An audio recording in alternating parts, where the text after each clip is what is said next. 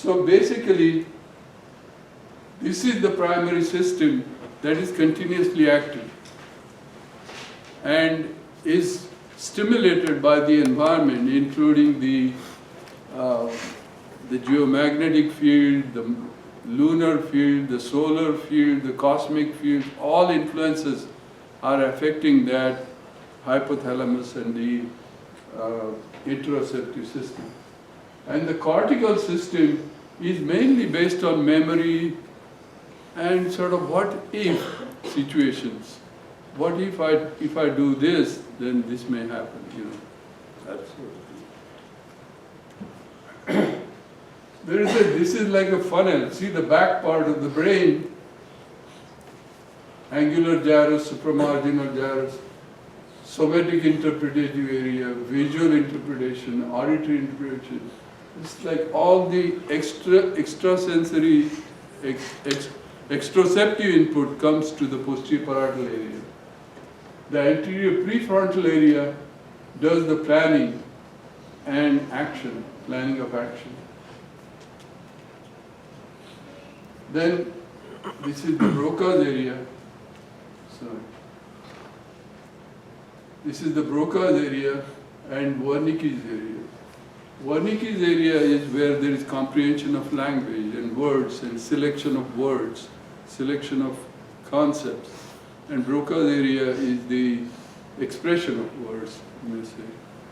If you have a patient with stroke in the Broca's area, he's not able to say what he wants to say, though he understands everything. He is unable, he gets frustrated, but he cannot say it.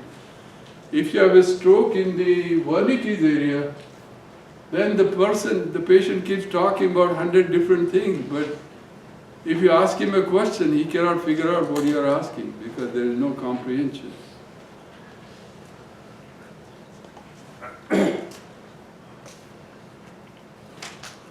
Now I want to briefly show you with the functional MRI, we have been able to figure out different networks that process different functions at the cortical level. And a lot of research is being done on that. You may have heard of default mode network, which is continuously active even at rest. Even if you are not doing anything, just lie there in the machine with eyes closed. These areas are continuously active. Medial prefrontal cortex, posterior cingulate gyrus, splenial area, precuneus, and the inferior parietal areas. These are continuously active. And people are still trying to figure out what does this default network do. A lot of the time it is associated with wandering mind, because that's the commonest state we are in, wandering mind. But hopefully as we learn the skill of meditation, the activity in the default mode network may become different or may change. This is sensory motor. This is the sensory motor strip. And the left side controls the right half of the body and the right controls the left half of the body. This is simple neuroanatomy. Medial visual areas. This is executive control. Dorsolateral prefrontal cortex, medial prefrontal cortex, and anterior cingulate gyrus. Dorsolateral prefrontal cortex is important for working memory. Like when you look up a telephone number, the 7-digit number you look up in the directory or on your phone book or your cell phone, and then, of course, cell phone, things have changed now. You don't have to look up in the directory. But when you look up in the directory and you dial it, it has to happen within 15 to 20 seconds. If somebody asks you a question, then you forget, you have to look it up again. Because that working memory doesn't last more than 20 seconds. Unless you rehearse it, you rehearse those numbers, then it goes in the memory, and then it can, the more time you rehearse, the more it will stay in the memory. But dorsolateral prefrontal cortex, working memory not only means looking at the information, but also managing the information, sequencing the information. In fact, we create our personal time and sequencing of events by using working memory. 1, 2, 3, 4, whatever that is, we sequence it. In meditation, when you stop doing all that, stop recalling or stop projecting to the future, stop counting, don't count your breaths. Supposing you do all that, then there is no time. It is timeless state, it's timeless awareness. And it's amazing, it is amazing.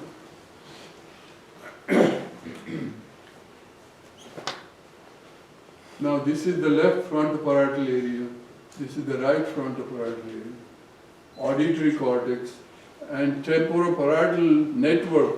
Temporoparietal network has been called semantic conceptual field. That's where the concepts are developed and stored. Heilman calls it the semantic conceptual field. That's where a lot of the long-term memory is stored in the form of words, images, experiences, things like that, which are then brought together and we make a decision based on that. Now I want to show you something interesting. In that, consciousness has three aspects. One is conscious arousal energy, which is the matrix or foundation, awareness, attention, and attentional vector. If you read Marcel Masellam's writings in neurology, you will find he divides attention into attentional matrix and attentional vector. Attentional matrix is the foundation or the ground from which attentional vector emerges, and attentional vector specifies the space and time and also creates the subject-object duality. So, as soon as the moment we pay attention to any particular object, you have created the object and the subject, and you have specified the direction, the space-time where we look at. So we create our own world and ourselves interacting with that object from moment to moment with attentional vector. So this is mind or meditation, thinking, dreaming, ego, affect and cognition. This whole big cloud is created by that attention. Whatever we pay attention to, that becomes the object, and we are the subject and we interact with it in some way or the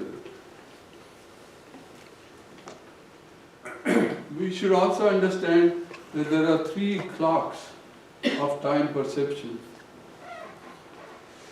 One is the cognitive clock, which is mainly symbolic processing of words and images. Our mind is just full of symbols. Most of the time, our mind works with symbols, either words or images. We don't have direct experience. See, there are two ways of knowing. One is by observation, and other is by being. See, the knowing by observation is there is always dualistic. That I am the self and this is the object. So then we look at it, listen to it, touch it and all that. And so that is observation. But by being, that means your own state, your own source of being, your heart, where it is. You see. Now this is interactive clock. So subject, object, or player and play, voluntary and involuntary action with or without instruments. This player and play is interesting because we create our own games, especially children. Our older grandson, Rohan, he used to visit us and create his own game, create his own rules, and I have to follow those rules. There are no questions asked. Same time, Sona does the same thing. She creates her own games and so there is a whole world you can create in your own mind with your own preferences, you see. And even as adults we do that. We create our situations, we imagine situations. Of course I'm not against imagination, but it should be reality based, not just fiction, you know. We have to come back to reality and verify it. And then the third clock is the circadian or endogenous clock, which is influenced by Earth's biosphere, lunar, solar, and cosmic cycles. So we are embedded in nature each moment. Our body, mind, and ego are continuously influenced by all that is in existence. And we need to realize that, and this can be shown scientifically. Ambient light, ambient sound, ambient molecules, we are embedded in nature. We are in nature and nature is within us. We need to realize that. Now, in the same way, we can be in three modes of existential being. One is the recall ego with past experiences, sounds, words, images, symbols, simulating and anticipating what-if situations and time travel. We travel time. We go back to 10 years ago what I did, or we project what will happen after 1 year, next year. So we travel time mentally, but it's our own creation. Then there is the embodied ego that interacts with the present. And then finally there is the ineffable being, the existential energy awareness being, which is serene, silent, still, selfless, spontaneous, matrix, the ground of our being. Unfortunately, we are not familiar with it. Most of the time we are stuck in this cloud of words, images, symbols. Sometimes it's good to dip your hand in cold water and come to reality that this is cold water. Sometimes you have to wake up to the present moment. And nature wakes you up. Suddenly you make up, when I go for a walk on the river sometimes, suddenly I notice something completely. I may notice a manatee going under our dock. And it's a big surprise, it's great. Or one day I saw a dead squirrel on the dock. So it just depends on what's happening in nature. But keep your eyes open, your mind open, be receptive. And pay attention to what's happening in the present moment. There's a lot to learn and see and understand. I published an article called Cognitive Powers Hypothesis of Creativity and Meditation. Hopefully some of you have read it. But in that I talk about progi-self and ground self. Progi-self, see, this is the time axis. And at time 1, we have a progi-self A, attentional vector A. So we are involved in some activity. At this moment, for example, I am the speaker and you are the listener. Those are the roles we are playing this time. But they can change. I can sit on that chair and be a listener, or you can be a speaker. So we change our roles and our experience. Same thing, this is progi-self B, progi-self C. So in that sense, this progi-self is continuously changing, evolving, is transient.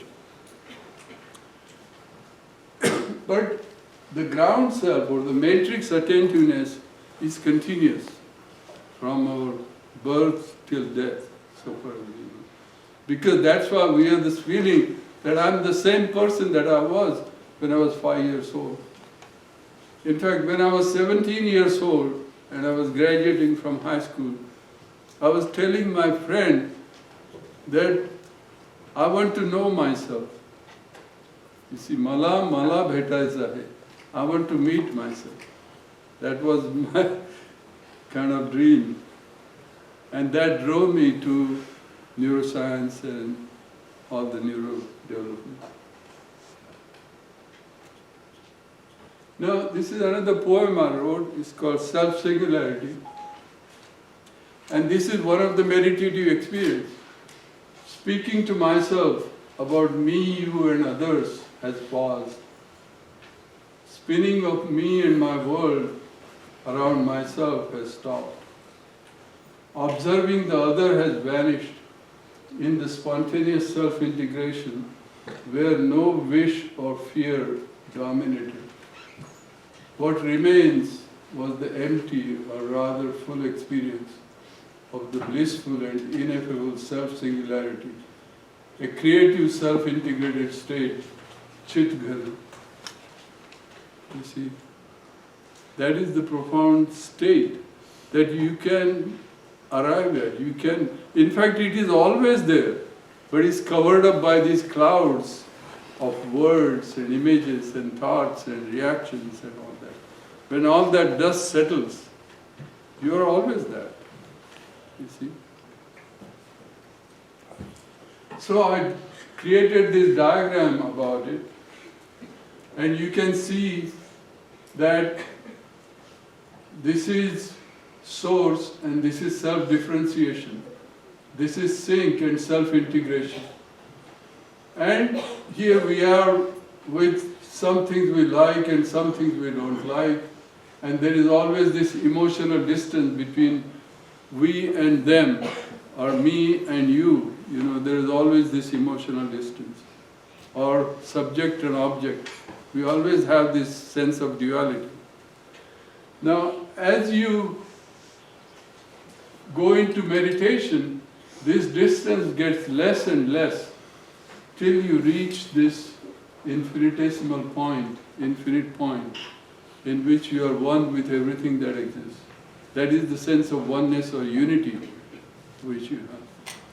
So, or the other way around, you go from here and kind of accept everything that as it is in the world and nature and be one with it. Either way, this sense of unity or sense of oneness is a possibility both ways. You know, either within your own heart or within the whole universe. This concept of singularity has been used in the sense of taste. For example, the flavor, plum, sweet, sour, cherries and cassis, and all these tests get integrated in the brain, in the test pathway. And you have a test of amazing soup that you cooked, or whatever you cooked this morning, or breakfast you cooked this morning, or lunch you're going to have. So that mixture of all different tests are integrated, and we experience that integrated feeling, integrated experience. We know that. In fact, our common experience is always multimodal. There is vision, there is audition, there is taste, there is smell, all this is integrated all the time. This is another one of my short poems. It's called Primordial Peace, Adi Shanti. Listening to the flow of life, listening to the listener until silence blossoms as loving peace. Being the spontaneous bliss which effulges freely from within, it is the loving heart of all life. So we have to reach that source of our own being, that heart of our being, which is common to all living beings. And that's where the peace of mind is, that's where the spontaneous love is. That's what most of the enlightened souls have talked about, whether it is Jesus, or whether it is Buddha, or Krishna, or anybody, or some of the more recent saints, like Raman Maharshi, or Nisargadatta Maharaj. There are many, J. Krishnamurti, they all talk about this same source of our energy, being and awareness, where there is peace, happiness, unconditional joy and creativity. Now, Antonio Damasio has published a lot. Many of you may have read Antonio Damasio's book. His last book was Self Comes to Mind. It's a beautiful book, and in which he talks about primordial feelings, primordial processing. And in his recent article, which was published in Nature Reviews as a perspective, he called it The Nature of Feelings, Evolutionary and Neurobiological Origins. Nature Reviews, published in 2013. He talks about exteroception from all these sensory organs, interoception from viscera, and these are integrated. The interoception produces the spontaneous feeling or primordial feeling, and exteroception, when this feeling is recognized consciously, then it becomes emotion. Otherwise it becomes a drive, like I am thirsty, or I am hungry, or a sexual drive, or anger, or whatever it is.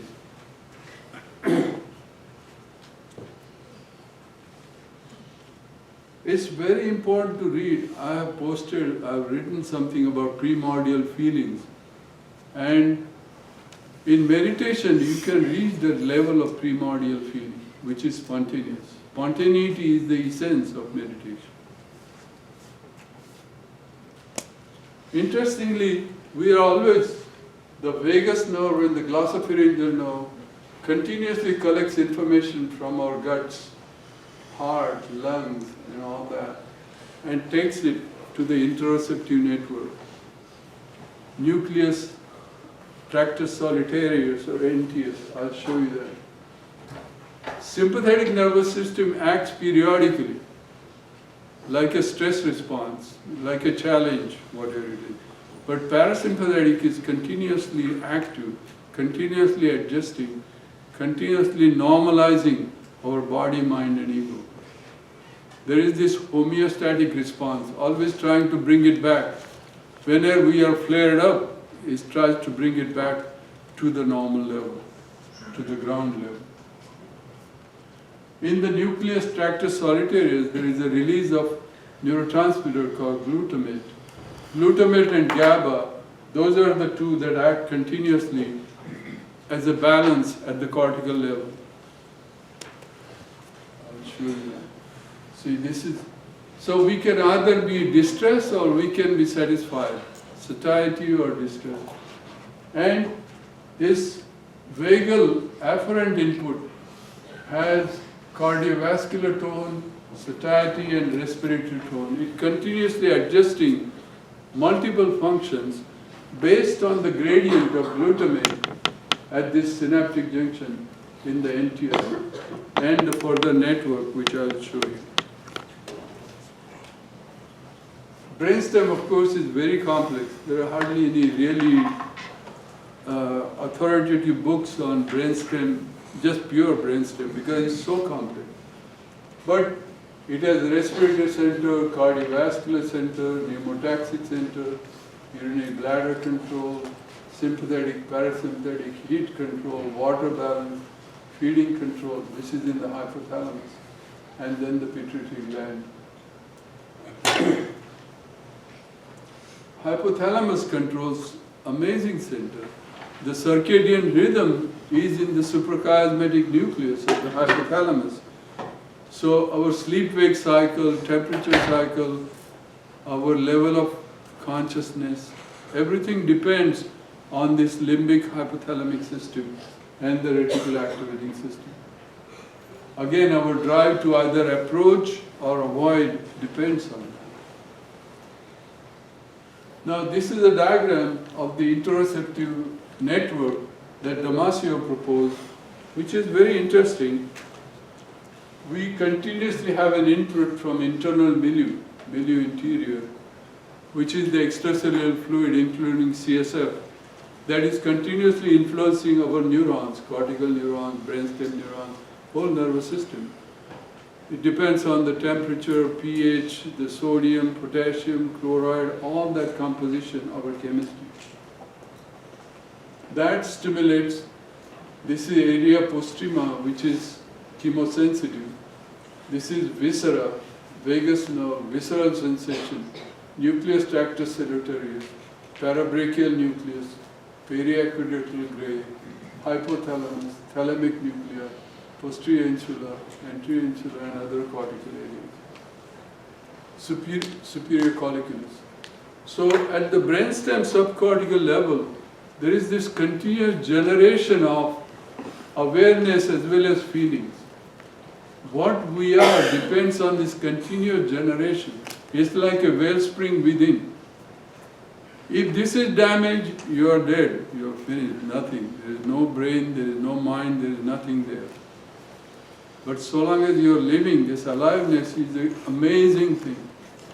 That this complex network and complex electrochemistry is continuously generating the arousal, awareness, attention, emotion, our mind, our self, everything is generated from this, and there is another network. The higher centers are hypothalamus, amygdala, ventral tegmental area, nucleus accumbens, ventral striatum, anterior cingulate cortex, dorsolateral prefrontal cortex, orbitofrontal cortex, prefrontal cortex. Each one has a specific function. So both the subcortical as well as cortical area, they work together to generate this feeling, emotion, thought, awareness, mind, everything generated from moment to moment.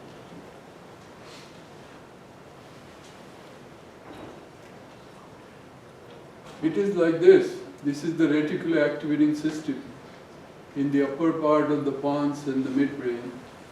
This is excitatory area, this is inhibitory area. And this reticular activating system stimulates most of the cortical area. And there is an interaction between the interoceptive network and the reticular activating system, which create the present state of our consciousness and being. See, these are responses created: neuroendocrine function, visceral function, consciousness, limbic system, sensory activation, motor activation. It is like the spark within that is continuously generating what we are, who we are. There are neurotransmitters, of course, involved in it. One of the 4 major neurotransmitters in the brainstem are the serotonin from raphe nuclei, norepinephrine from locus coeruleus, acetylcholine from gigantocellular neurons, and dopamine from substantia nigra. Now, dopamine, of course, is involved in mesolimbic dopamine system, and mesolimbic system is important for our pleasure. Most of the sense of pleasure or happiness or feeling well depends on the release of dopamine. That's why some of the drugs that release dopamine become addictive, because people try to use that as a tool to create that temporary feeling of happiness or temporary feeling of high. But it's better to learn it by meditation. By meditation you can let it happen spontaneously. I call it the meditator's high, or the painter's high, or the runner's high. Let it happen naturally, spontaneously, not by drugs, because drugs get you into even more trouble. And then they stop working. This is what I was telling about. This is another important slide. This is brainstem reticular activating system and hypothalamic homeostasis and circadian rhythm. These 2 systems interact and they produce our state of awareness or vigilance, either non-REM sleep, which is deep sleep, REM sleep, and waking. It depends on our chemistry, all these neurotransmitters and hormones. I don't want to go into too many details, but our state of conscious being at this time is based on that. There is also a 4th state of consciousness, what is called Turiya. I publish articles on that, which is the state of calm attentiveness. I need to kind of go a little further. This is functional MRI can show the difference between, for instance, fade and fasting state. See, the insular cortex gets activated between the 2 states, can show you the difference. R. Douglas Fears wrote recently a book called Why We Snapped. And this created an acronym, Life MORS. When there is a threat to life or limb, any insult, threat to family, our environment, our mate, social order, resources, tribe, and when we are stopped or restrained, we develop a sense of stress and we react to that. When we stop, we get angry, all that happens. McEwen has published quite a bit on stress. Again, the stress is not out there. It is in our own brain and mind. It is how we perceive things. The same event can be pursued with stress or without stress. It depends on the person that's interacting. Hippocampus is heavily involved in autobiographical memories as well as stress response, because see, the glucocorticoids respond to that. Hippocampus also maps our space. The cab drivers in London have to remember all the streets, and their hippocampus is bigger in a way because they have to memorize all the different streets to do that. Or the caching birds can do the same thing.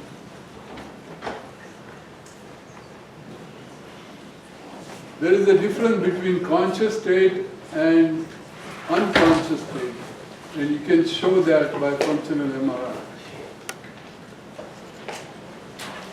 Now, what's happening in the brain is like an electrical storm in a bottle, like a bottle lightning in the cloud. And this is what goes on in the brain. And you have to detect a simple signal. For example, looking at a face, looking at a house, you can see a signal deep from the face area of the brain. And this is the closest we have come to. Finally, these are my two paintings. This is the last slide where I show the light within, the source within, and also the child and the mother, the child. I've written a short poem called I Am Within Myself, based on this. But it's in the book, and you can read it. Unfortunately, I couldn't address all your questions, but I can respond to your questions by writing answers by an email and send it to Professor Vinod. Thank you for your attention.